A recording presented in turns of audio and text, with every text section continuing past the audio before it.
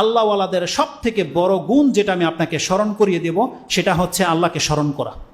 দেখেন আল্লাহ সুবহানাহু ওয়া তাআলাকে আপনি অধিক মাত্রায় স্মরণ করবেন, আপনার যে কোনো পেরেশানি কেউ জানে না, আল্লাহ জানে, আর আল্লাহ সুবহানাহু ওয়া তাআলা সব কিছু দূর করতে সক্ষম।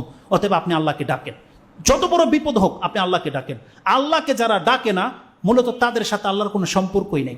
সে যতই বলে আমি আল্লাহর ওলি, আমরা যদি আল্লাহকে না ডাকি তাহলে জেনে নেন এই সালাত, এই ইবাদত, এগুলো সারশূন্য। তার মানে ইবাদতের মধ্যে সবচেয়ে শ্রেষ্ঠ ইবাদত হচ্ছে আল্লাহকে ডাকা, যখন তখন আল্লাহকে ডাকা।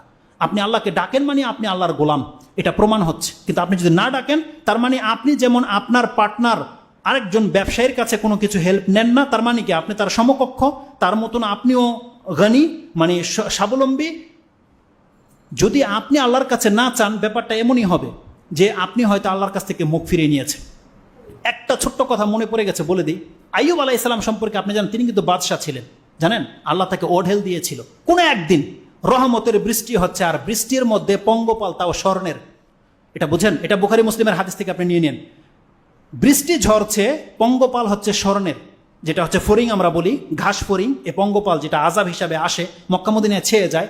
গোসল করছেন কাপড় রেখে, বৃষ্টি ঝরছে বা কাপড় ছিল, যখন বৃষ্টি ঝরছে পঙ্গপাল তিনি তার কাপড় খুলে ওই পঙ্গপাল নিচ্ছে তার জামাতে।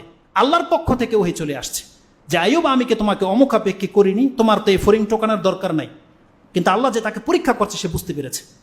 তিনি বলছেন, আল্লাহ যখন তুমি রহমত করেছো, তোমার রহমত থেকে আমি কি করে মুখ ফিরাতে পারি? তার মানে নেয়ামত আসতে দেন, সেটা ভিন্ন জিনিস। তার মানে আল্লাহ সুবহানাহু ওয়া তাআলা দেখতে চাচ্ছে সে ইগনোর করে কিনা। তাহলে এগুলো আমার কাজ, এগুলো আমি টোকাবো, কিন্তু এটা করেনি সে স্মরণ টোকাচ্ছে এই সেন্সে, যেগুলো আল্লাহর পক্ষ থেকে যখন দিয়েছে আমি এটাকে ইগনোর কেন করব? হয়তো দান করে দেবে বা কিছু, সে জমা করছে। তিনি বলছেন, আল্লাহ তোমার রহমত থেকে আমি কি করে মুখ ফিরাতে পারি? এগুলো হচ্ছে আল্লাহর বান্দাদের কাজ। আমাদেরকে এমন হতে বলা হয়েছে। আল্লাহ সুবহানাহু ওয়া তাআলা যেন আমাদের কথা আপনাদেরকে বোঝার এবং সে অনুযায়ী আমল করার তৌফিক দান করে। আল্লাহ সুবহানাহু ওয়া তাআলা যে বিপদ আমাদের উপরে দিয়েছো, আল্লাহ এই বিপদ আমাদেরকে ধৈর্য ধারণ করার তৌফিক দান করো এবং এর চেয়ে উত্তম জীবন তুমি আমাদেরকে দান করো। আল্লাহ, যে উদ্দেশ্য তুমি এই বিপদ আমাদেরকে দিয়েছো সেই উদ্দেশ্যের জন্য হাসিল হয়, আমরা যেন তোমার মুখী হতে পারি এবং আমাদের পাপ যেন মিটে যায়। আল্লাহ আমাদেরকে তাদের অন্তর্ভুক্ত করো যাদের পাপ মিটে যাবে। সুবহান রাব্বিকা রাব্বিল ইজ্জাতি আম্মা ইয়াসিফুন ওয়া সালামুন আলাল মুরসালিন আলহামদুলিল্লাহি রাব্বিল আলামিন। আসসালামু আলাইকুম ওয়া রাহমাতুল্লাহি ওয়া বারাকাতুহু।